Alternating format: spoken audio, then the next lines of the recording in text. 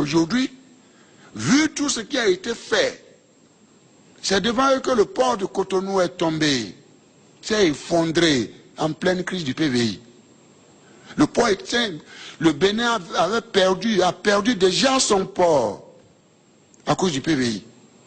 Ça s'est effondré totalement. Parce que ce monsieur veut, tel que c'est monté, c'est arrogé 400 milliards de francs CFA lui seul. Dans un pays où 50% de la jeunesse n'a pas d'emploi. Mais je ne peux pas accepter cette responsabilité-là. Je n'ai pas d'amis. Je n'ai pas de parents pour ça. Ça ne peut pas se passer comme ça. Donc il fallait courir et aller redresser. C'est devant ces Américains-là. Ils sont revenus quelques mois après pour voir les performances lorsqu'on a commencé par prendre les prix à gauche, à droite. La réforme du guichet unique, tout ce que nous sommes en train de faire. Beaucoup reste à faire encore. Mais lorsque j'apprends que dans les 4 coins du pays, notre port allait prendre des prix, je dis bien. Donc le port est en train de renaître. À un moment donné, nous avons perdu 70% de notre trafic est parti au Nigeria, 47% au Togo, 52% au Ghana, à cause de cette histoire de PVI. Si on le maintenait, nous on devient quoi? Un pays qui veut jouer le rôle de transit.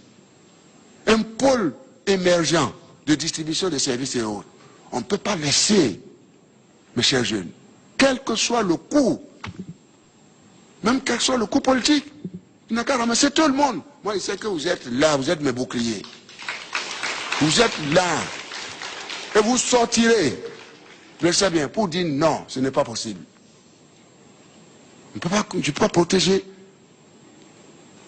Qui s'est donné autant de moyens. Ouais, il y a, comment dirais-je, un document qui circule dans le monde entier.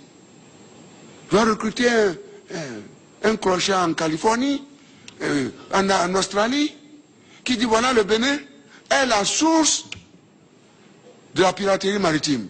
Et de dire aux navires de ne pas venir au Bénin. Et il paye ce cabinet. Qui prend le cabinet le plus cher des États-Unis, qui le paye avec votre argent. L'argent qu'il a volé des pauvres paysans, sous le soleil, sous la pluie, qu'il paye chèrement. Ce cabinet recrute les congressmen, recrute les sénateurs, pour dire de couper l'aide publique au développement au Bénin.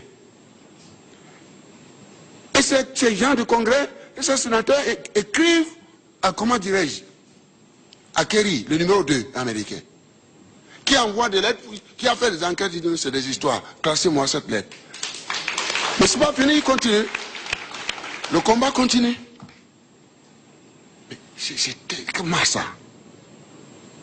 Comment on peut vendre son pays de cette manière? Où est-ce qu'on va? Mes chers enfants, je vous en parle parce que je suis obligé. Mais nous pouvons nous relever.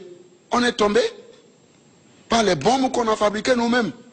La classe politique à laquelle j'appartiens. Je ne veux pas me dédouaner.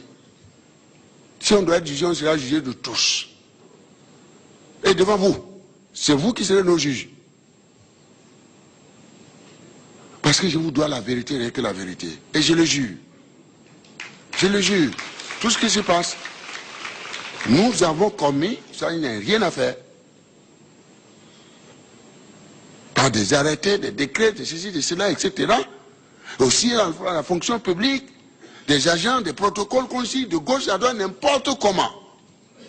N'importe comment. Pour découvrir que, eh bien, on a fabriqué des bombes décidées à ensanglanter, enflammer et désintégrer notre édifice constitutionnel. Mais Dieu est grand. Dieu est grand. Que Dieu leur donne la bénédiction et qu'ils comprennent qu'il faut revenir à la raison. Je tenais à vous le dire.